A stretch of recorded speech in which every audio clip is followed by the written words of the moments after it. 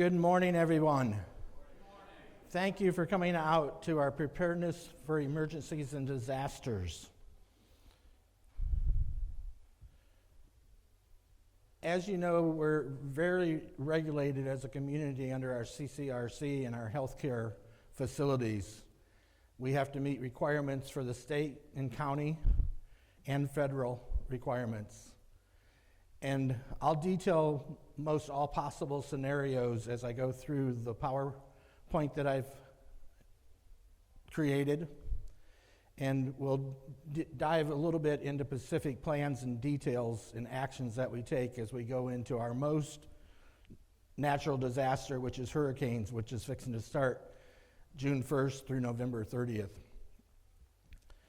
And again, we already have all of our contracts and related policies and procedures in place to do this, and the ones that need to be reviewed by state and county agencies are done on a yearly basis. Human disasters. Lots of different things can happen to us. People get on property that aren't supposed to. We have to react to that. Last year, we went through an active shooter drill, which I have a video of one, and that talks about the things that you should do if you're ever in the event, either here or away from here, where you run into that type of situation, missing person, dangerous packages. Natural disasters, I feel like over the 15 years of doing what I do at John Knox Village, I've seen a whole lot of these different things other than just the hurricanes that come through.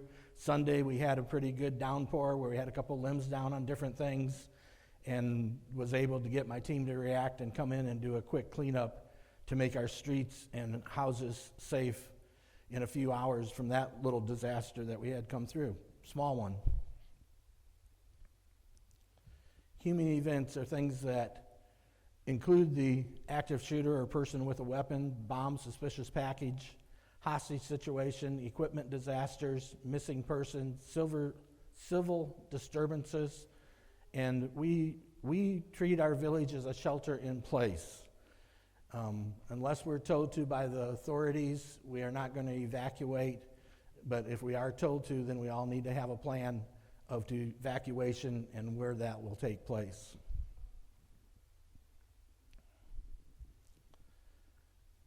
Active shooter. In our healthcare and throughout the campus, we have policies in effect of what to do. We have an emergent lockdown procedure in response to be able to lock our community down and start patrolling and keeping eyes out for anything that may happen. We activate those procedures under Mr. Trainer's guidance, and whoever the authority on property is, if something like that has happened, all the alerts go out to leadership, and we're able to make those decisions pretty much instantly of what needs to take place. And you'll see there that the reaction to an active shooter is run, hide, and then prepared to fight if you need to. Go ahead and play the video. Oh, Candace isn't there. Oh, wait, hang on. She told me how to do it, I think. No. I don't know how to get out of it to get there.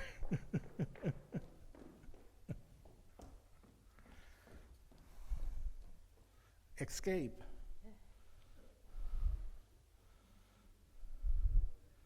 And then make large.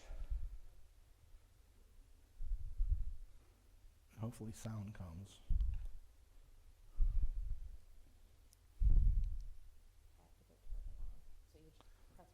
Let's pray. Okay. I'm not IT.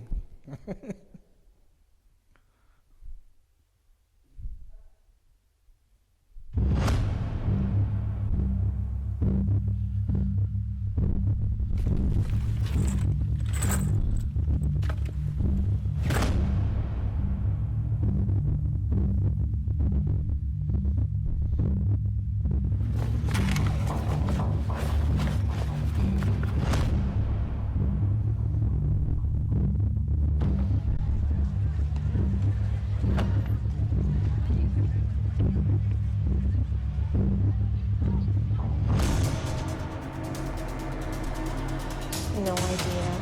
She should have. What the heck is poop? I do, but you don't. Okay,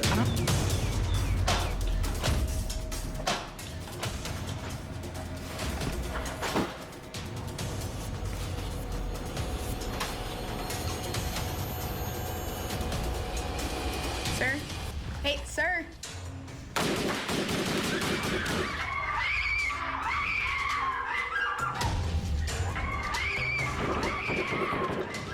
What is? Just go. Hey, call 911, call 911. If you see or hear any shots on the campus, make sure to get away as fast as possible. Leave your belongings because they're not as important as your life. When you're in a safe location, make sure no other students go towards the danger and call 911 immediately. If you're on campus, call FSUPD and alert them of the details of the shooter and his whereabouts. I'm on the southwest quarter of Azalea Hall, and I just heard gunshots. Okay, stay calm. Are you safe? I don't know. How many people are hurt? Gunshots. Headquarters, all units. I have reports of an active shooter situation. Azalea Hall. One white male headed inside the building. Multiple victims. I'm still on 911. Go. Girls,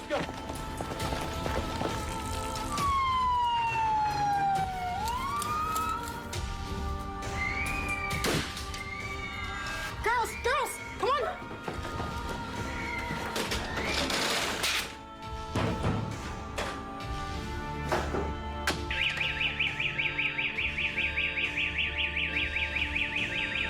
Oh my God, come on, it's a fire alarm. Hurry, come on.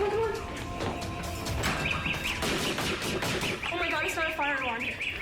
Sometimes shooters use fire alarms to flush out the building, so always be alert. If you hear gunfire, hide. If you can't escape, protect yourself.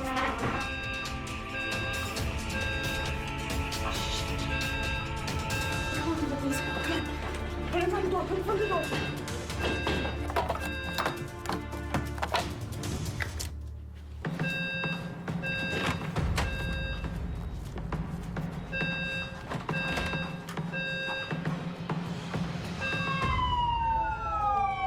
We're 97, got a window open on the 5th floor.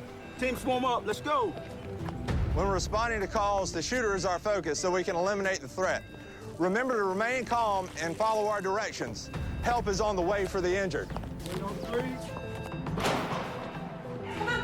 This way. Fighting should always be your last option, but if you have to fight, fight for your life. The goal should never be to take out the shooter, but to distract them and separate them from their gun. Grab anything that you can use as a weapon and keep them neutralized until police arrive.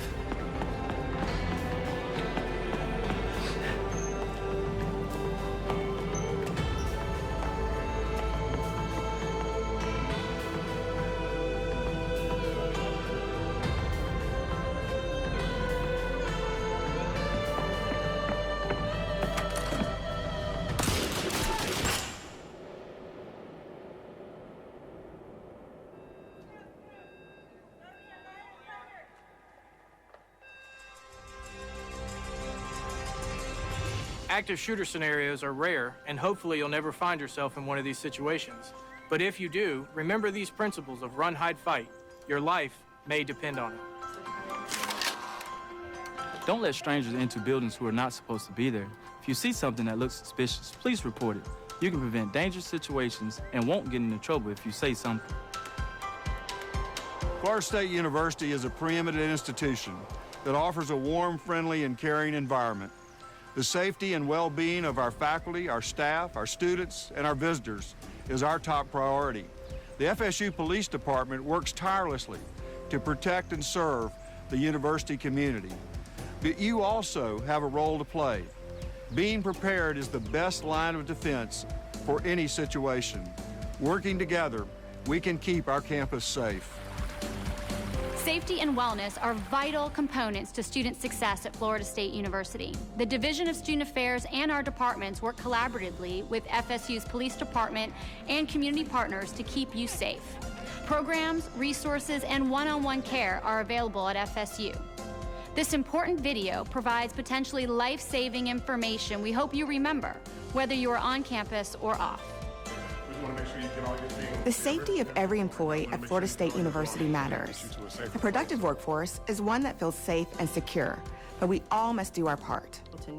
Online training and other resources, such as the Employee Assistance Program, and the threat assessment team are available regarding health and safety issues on campus. If you have any questions about concerning behaviors or situations in the workplace, contact FSUPD immediately. If you see something, say something. The mission of the Florida State University Police Department is to provide proactive police and emergency services 24 hours a day, 7 days a week. Ensuring a safe environment on all of our campuses is our highest priority, but you have an important role to play to help keep our campuses safe. Report suspicious behavior or concerning behavior to FSU Police immediately. We want you to have a plan and be ready to act in case an emergency occurs. Run, Hide, Fight is a national motto that we've adopted on all of our campuses. This is your plan if someone is trying to hurt you or someone around you. Thinking about how to respond to a critical incident is the first step in being prepared. These situations are rare, but we know from news reports they do happen. That's why we want you to remember, run, hide, fight. If you see something, say something to help keep our campuses safe.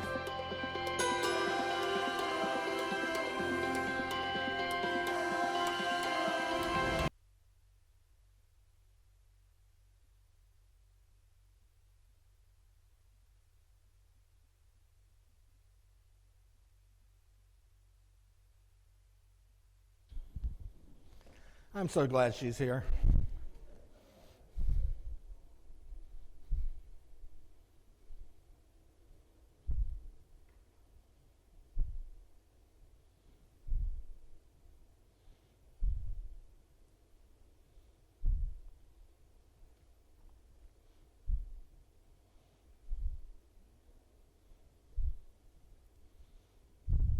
You're good. So I found that video. It's new from what I played last year, but it hit home because of where it was at. And I look at this run, hide, fight is very something that we do in a lot of different situations that we run across to on campus, or on our campus even. And also when you're out in the real world at Walmart or Costco's or any of the big box stores, anything like that, you could run into a situation where you might have to put these items into place.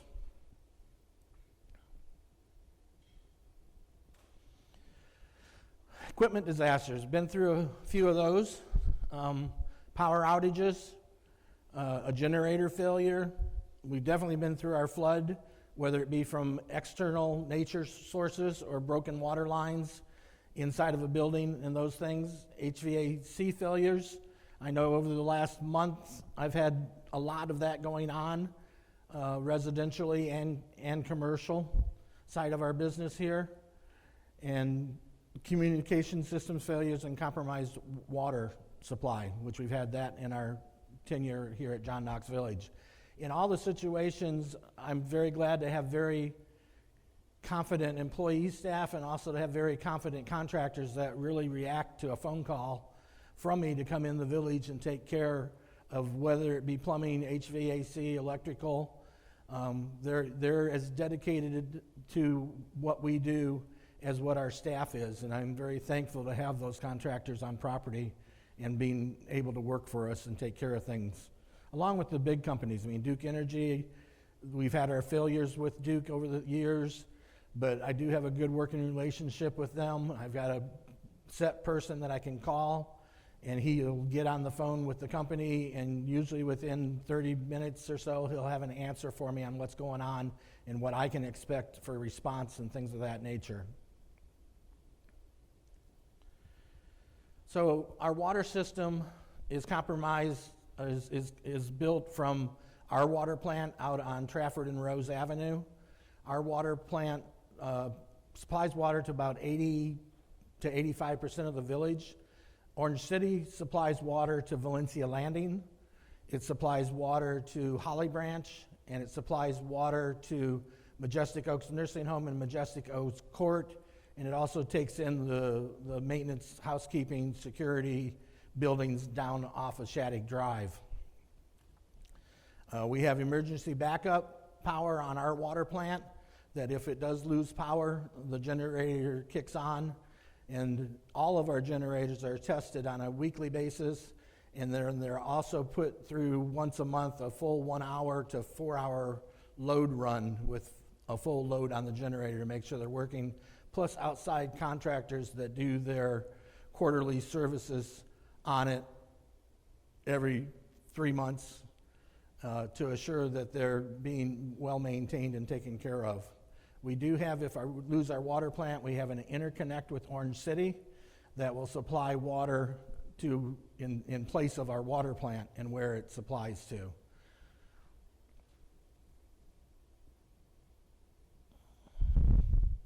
Kind of natural disasters, we've touched on some of these already. I guess the one right now going on is our temperature, just Mother Nature, be very hot out. We expect to have that all the way through August into October. So everybody here, take care, stay hydrated. Make sure if you're going to be out in the heat doing something that you snack, keep proteins in your body and stay hydrated.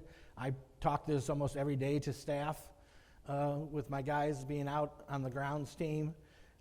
They're out there in the heat every day managing to do what they do, and I can't say how much I don't want to be them.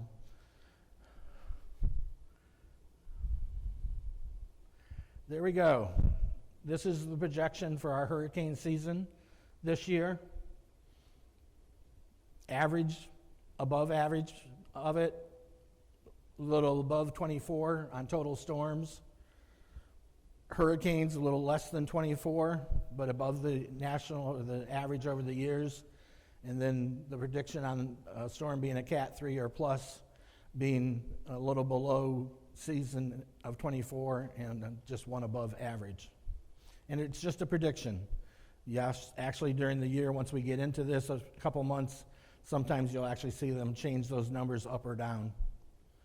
This is when I say whose name's on the list this year. And I'm sure there's a few of you out there that have a storm that will be named after you if we get to that point.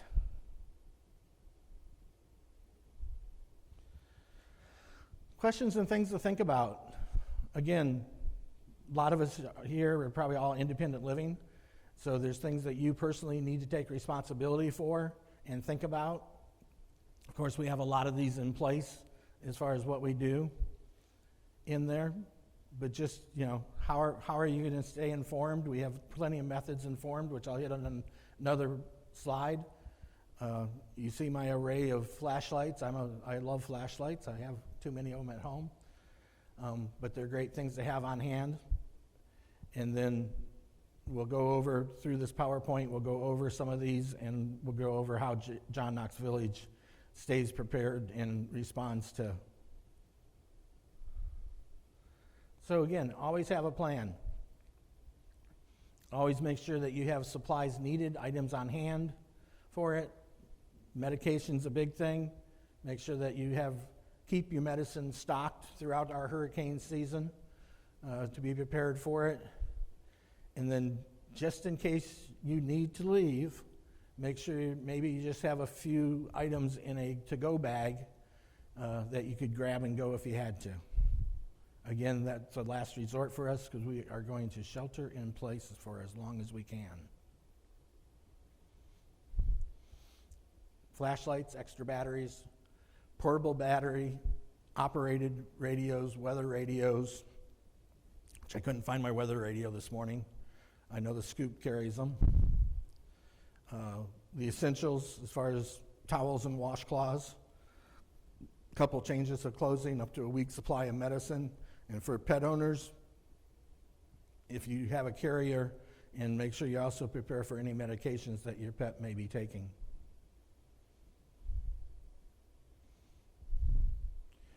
So healthcare-wise, make sure that you have all your medical records updated with Vicki Stein, and make sure that you have those all accurate and whatnot, because we do go by those for people when we go into this.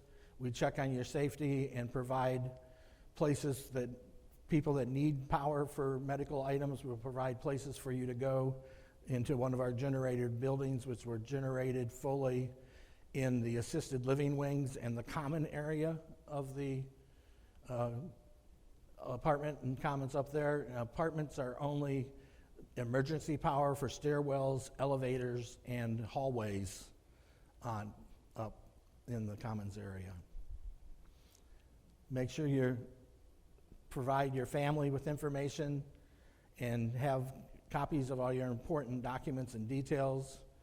If you're on oxygen, make sure you have your spare oxygen portable containers needed. And then, of course, we'll be working with you in case you need to go to a different level of care. I mentioned this early on, but again, we're regulated by the state, and all of our emergency plans get approved by the state.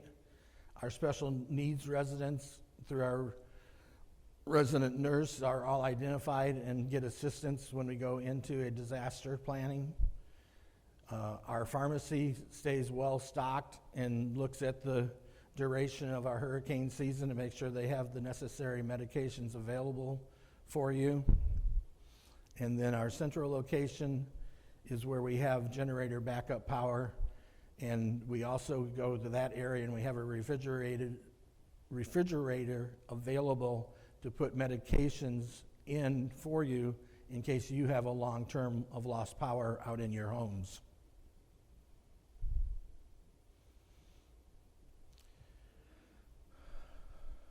How many have a cell phone? How many have a battery backup separate from your cell phone? Which can be as small or smaller than this, can be bigger than this too, and attaches and give your cell phone extra battery. I know during the storms we set up cell phone charging stations. If whatever buildings do have power, or we bring our portable generator to this building, and then up at the Commons building, we'll have charging stations set up if we have loss of power throughout the village. Text message seems to work very well during phone loss. Cell service, I think, has gotten much better over the years of staying up and running. I know as I leave the village after power outages, and there's power outages still going on, I see a lot of the communication boxes with little portable generators sitting by them to be able to keep that communication going on it. And then all of the cell towers typically today will have some type of generator backup to keep the cell towers even working.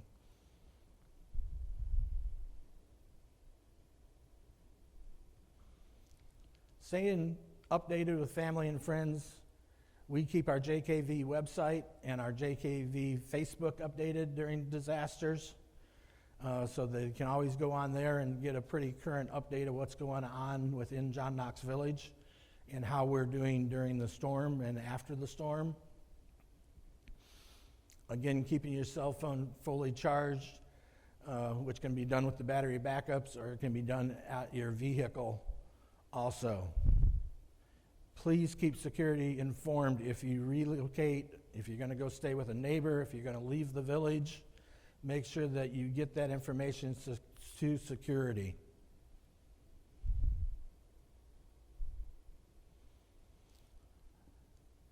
We put out message in multiple different ways.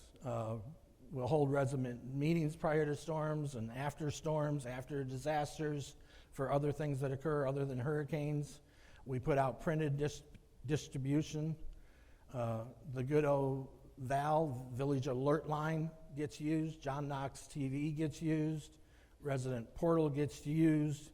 And then security and staff will go door to door giving communication or doing morning check-ins after a storm when we've lost power.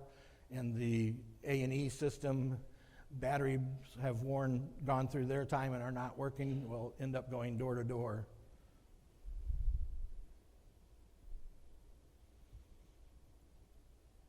What happens when you lose power?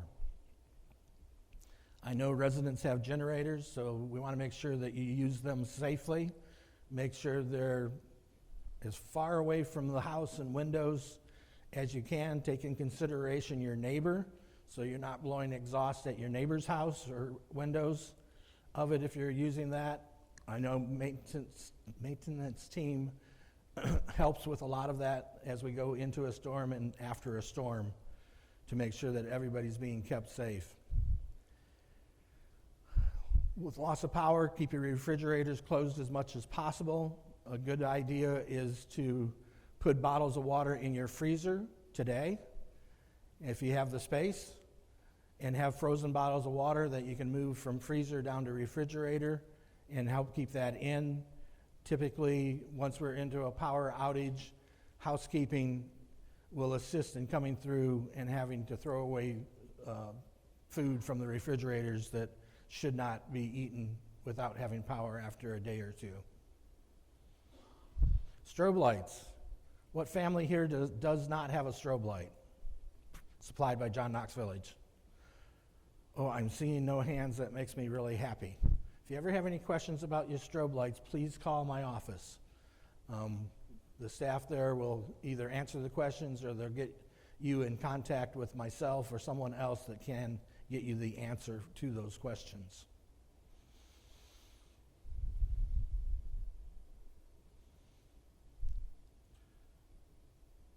I'm very proud of all of our staff and what they do in disasters. How it's handled on the executive level, the decisions that get made early on. I know when Joe sees me coming, he's always wondering, okay, what's broken, what's going wrong? Because I usually don't run to him when everything's working correctly. But the culture of our team and the commitment of our team, along with our contractors that I pre-set up in the village for tree removal after a storm. I'll have a couple bobcats, trailers, high lifts, all staged on property prior to a storm, hurricane storm coming to us. And then I have the commitment of those contractors that I use. They'll be here shortly after that storm, sometimes even before it's totally done and out of the community, to look at and start deciding where our priorities are to make the necessary things that we need to get us back to normal or natural. Chief Administrative Officer calls multiple meetings prior to a storm, sometimes days before the storm when we got enough prediction that something's coming that we're watching come across or up into the Gulf or coming across the Atlantic to the south of us and coming up at us. And then through him and through what he hears from us, managers and supervisors and directors, the decisions are made as far as the next steps and the next steps after that, with notices going out to our residents all along that path of communication.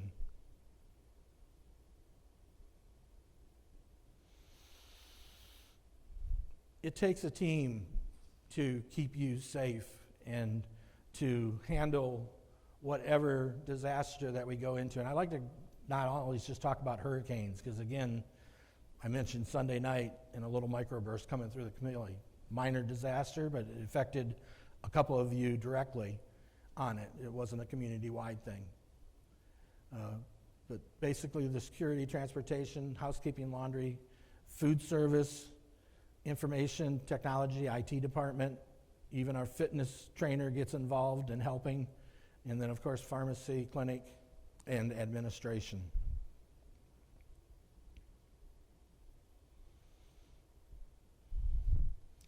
So I've already started preparing.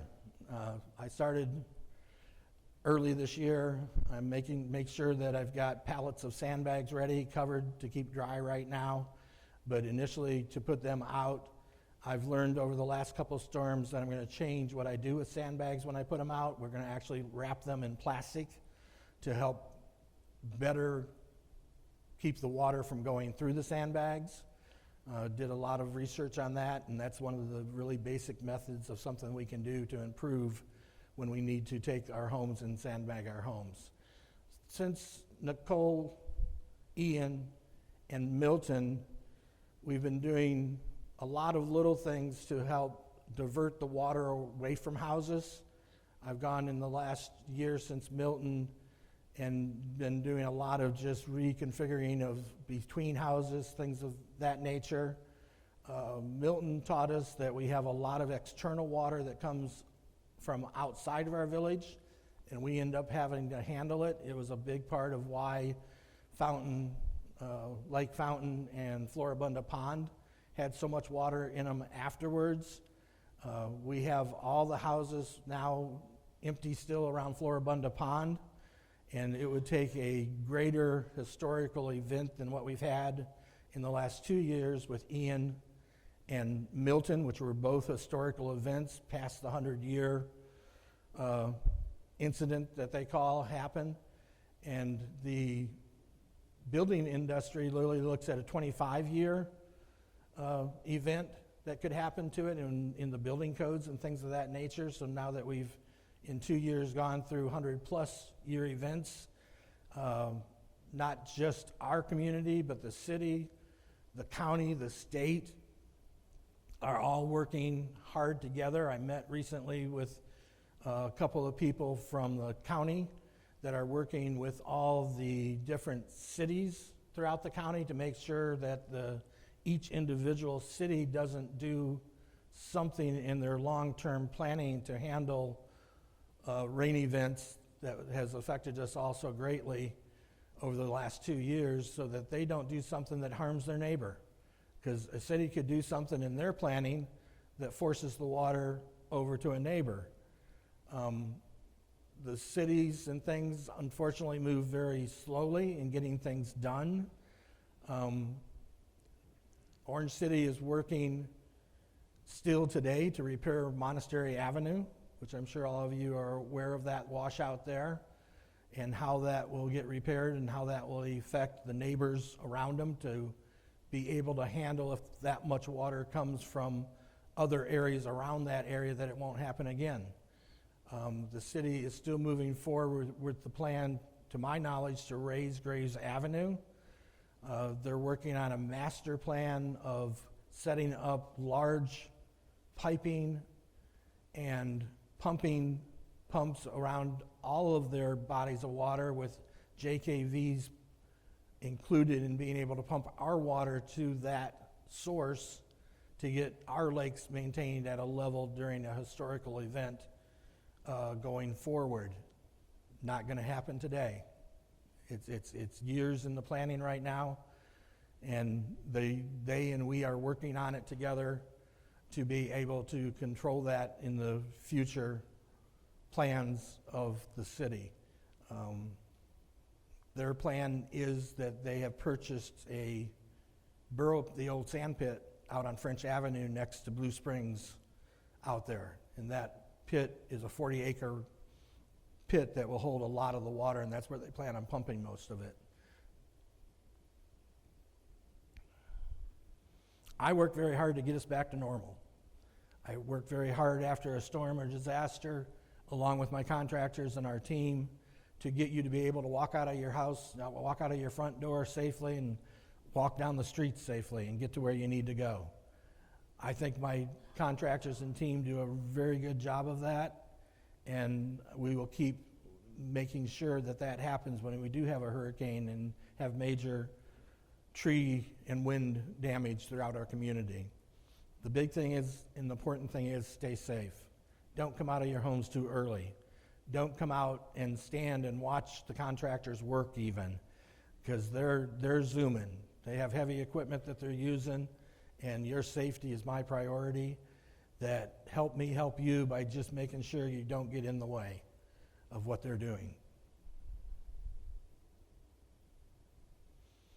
As I said, every department here already is looking at and reviewing plans. I went over my department splits into an A team and a B team.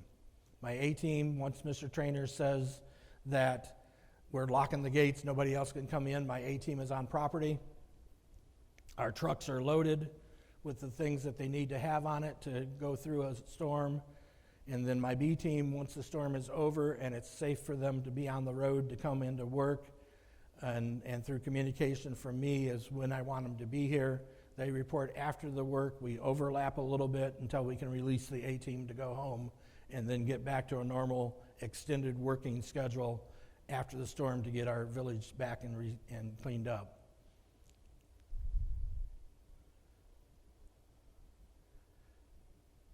Your part of that is just to make sure that around your house, if you're able to bring things inside, then assist with that. But we're out there. We sweep the village several times before a hurricane event to make sure that furniture, things hanging on your house, wind chimes, flags, front screen doors are closed and locked. We'll take all the assistance we can in preparing for that, because it's a large village, and it takes staff a few days to make sure we do that. So we run through the village multiple times looking for those types of things that could be something we damage. Where do you put your golf carts? I asked for golf carts to go in between cottages. It's kind of a windshield for your golf cart. The wind doesn't blow as hard between our cottages, and that's a good place to slide golf carts up in between. We have our emergency parking that we still use out by the resident garden, and we will notify you at the time before the storm to be able to bring your vehicles out there. And if you've ever done it before, we pack you in as tight as we can and get as many in that area as possible. We also have one side of our streets in Holly Branch and in Valencia Landing that can be used because we don't have a lot of large trees out there yet. But that we will, after another 10, 15 years, they'll be big too.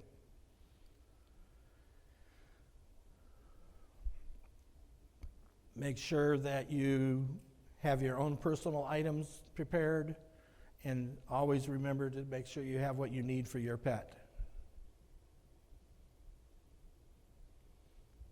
A little bit of a list of equipment that we have on property: 8 generators. 4 of those are stationary, 4 are portables. I think we actually have a few more than 8 right now, because we put generators at each one of the gatehouses. For it, I put a generator at the lift station on Floribunda. I put generators over at Oak Park to be used after the storm if they're without power. We have vendor agreements to help provide assistance if required, healthcare-wise agreements with transportation if they do have to evacuate and move residents. Actually, I went for a little higher than the 1,200 number on sandbags this year after my last 2 years of experience with the flooding issues. Weather station out at Gatehouse 3. Anybody can actually log on to that one and see the weather from Gatehouse 3. Make sure that you have backup batteries for your flashlights or lanterns.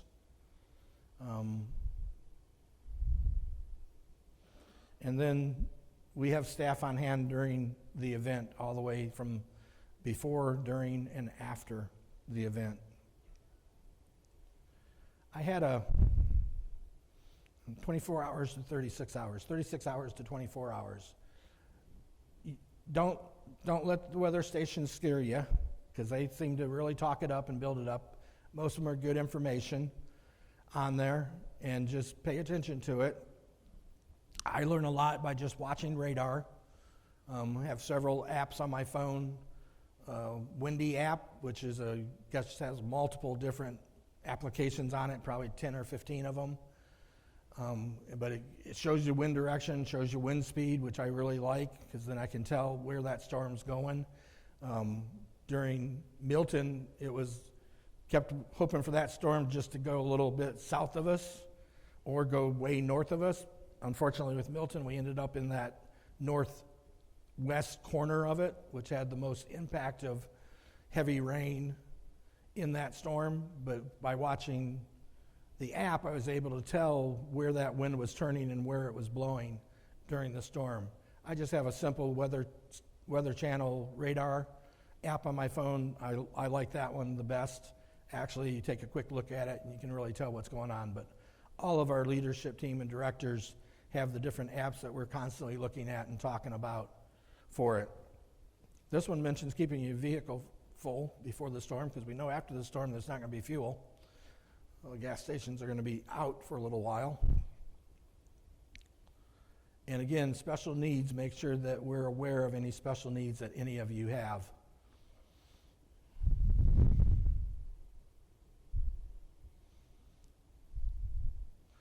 Do I ever get excited during a storm? Yes.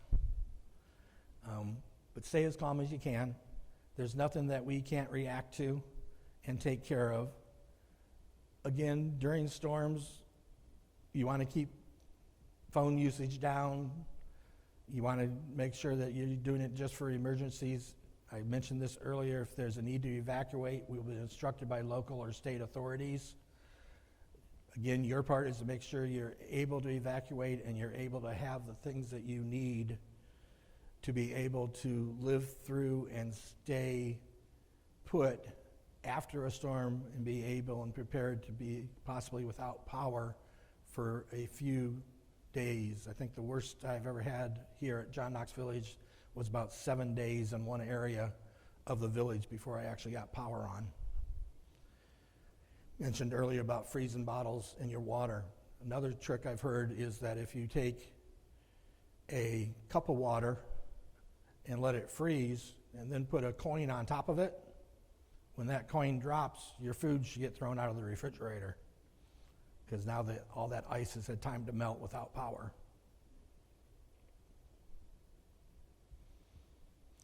Before we go to questions, a couple of things off topic is, how long have we been talking about Gatehouse 2?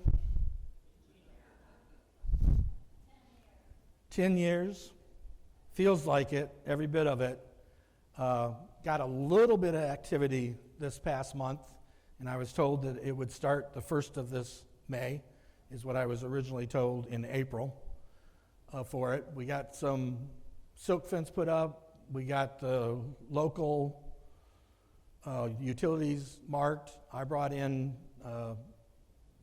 ground penetrating radar service to mark all of our private utilities, so that's all done.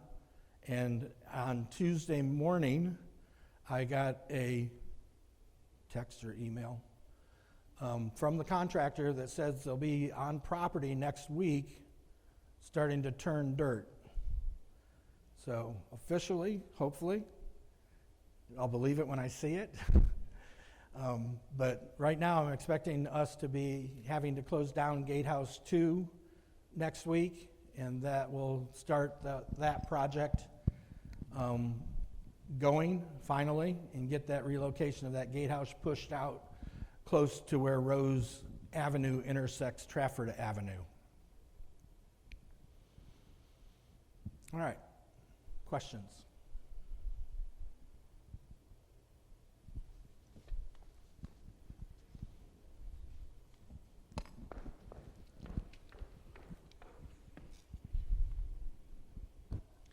Mr. Otto, you mentioned the strobe lights. I have one that is only working when it feels like it. Could I have somebody come and look at it, or should I send it somewhere? What do you think you should do? Well, what is your address? I think it needs new batteries. What's your address? Okay. Yeah, if you got something not working, not just strobe lights, it's what we do. Make sure you notify us. Nothing worse than this hasn't worked for days, months, years, and now you're all upset, and we haven't heard about it. Mr. Otto. Mark. Mr. Otto. Mark, Gatehouse 3, I was very interested in hearing about a commercial weather station at that point, and you said we could ourselves log on. Can you give me an address or give us an address? I use Davis Weather Station as the app. Once you key in and get that app on your phone, type in John Knox Village, and that will get you there. Davis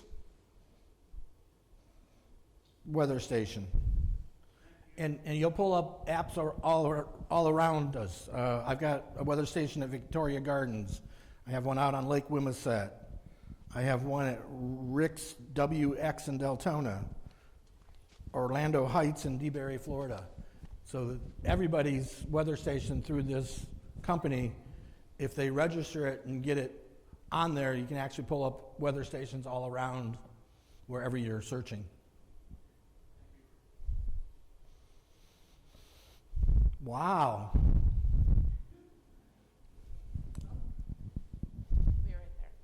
I should have took it when I could have. You didn't run fast enough. My question is, I'd emailed you also, What are the plans especially for new residents, as far as where food services will be available with a continuing power outage? So food service ends up still being available at Sandhill Cranes and typically at the Grill are the two places that they set up food service. But all of that information will be put out in the VAL on Cubico through distribution somehow. We'll notify all residents what dining venues are open and available. Yeah, they'll have specific times as we get into the event. They'll distribute information out at specific timing where that is available. You still get to go breakfast, lunch, and dinner. What can residents do, if anything, to better prepare their units for potential flooding? I've heard talk about putting tarps, maybe even plastic shower curtain liners around the outside of the doors, securing that with multiple sandbags, duct tape, whatever, to block. I heard it works. Now, I don't know if that's true or not, but what's possible? So I have a very extensive list of everywhere over the last 2 years, and going back to the 3 storms that we went through in the last 2 years, of where I anticipate having to put out sandbags. Back doors, we typically put them up tight to the door, so that door is no longer able to be used as an emergency.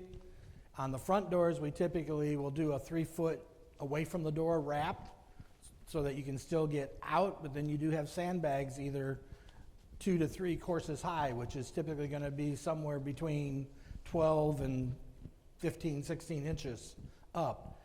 And as I mentioned during the presentation, I have invested in visqueen so that when we drop sandbags down, we'll cut off a piece of visqueen first, we'll lay the sandbags on top of it, we'll wrap it over the top and put a couple sandbags on top of that to hold the visqueen in place.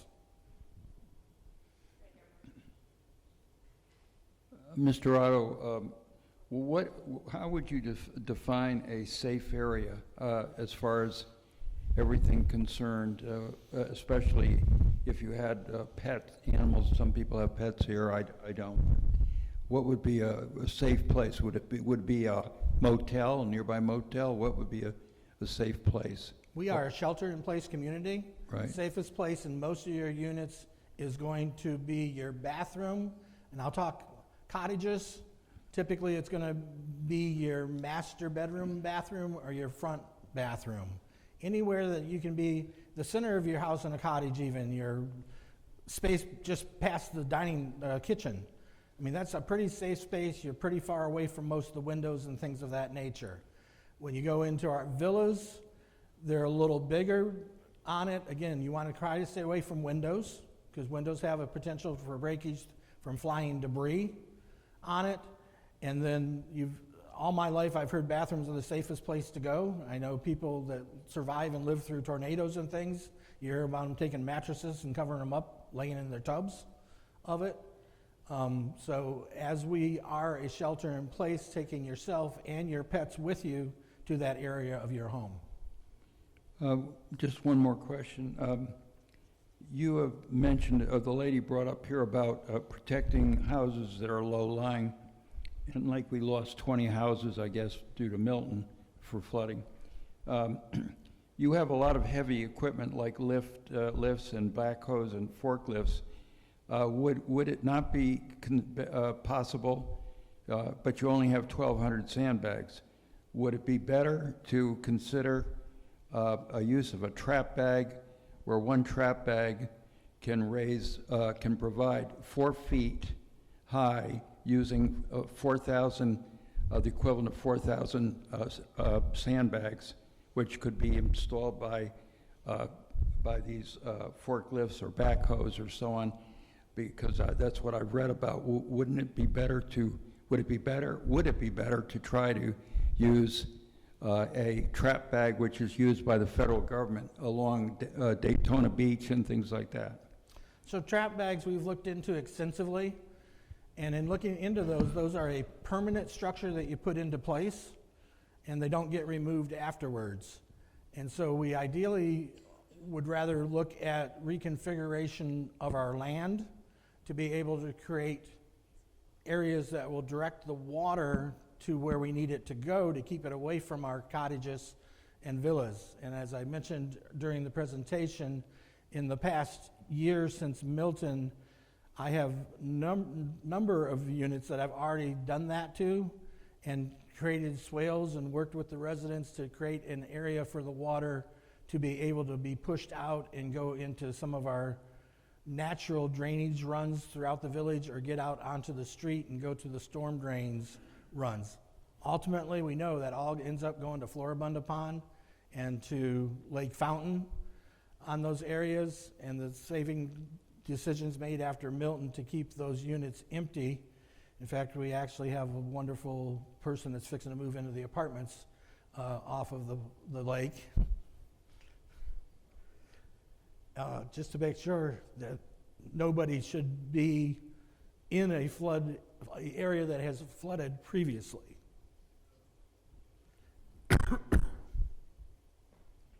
Good morning. Good morning.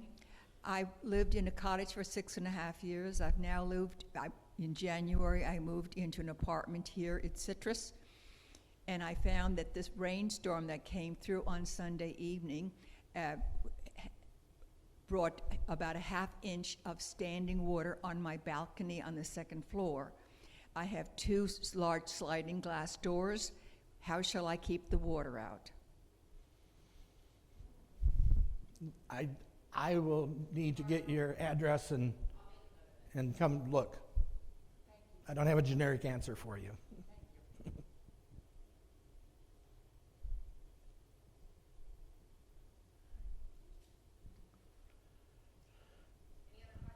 This is a temporary thing. We live on the 3rd floor in Bay, and during the storm that we had just in the fall, we have 3 sliding glass doors, and I watched your app that we're talking about with the wind coming. I said, okay, it's going to blow through those sliding glass doors. So we put beach towels rolled up right across the bottom of all they get wet, but keeps the water from intruding into your apartment. That's the only thing I know up on the balconies. And we did have water on our balcony too, but it'll drain off. It doesn't take long, but that's not necessarily the best thing, but you can roll up big beach towels and put them across all the doors. That's what we did. Good suggestion. Mr. Rudolph has one more, and I'll end with him.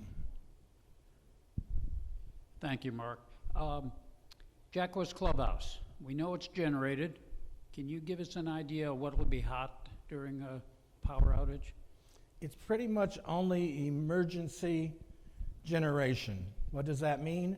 It means refrigeration, coolers, walk-in freezer, some equipment, elevators, sparse lighting throughout the village. It is not fully generated. They could not go up there and run the kitchen full bore and do dinner service. There is hot water to the shower area, yes. I did get that added after the fact. All right, folks, thank you very much.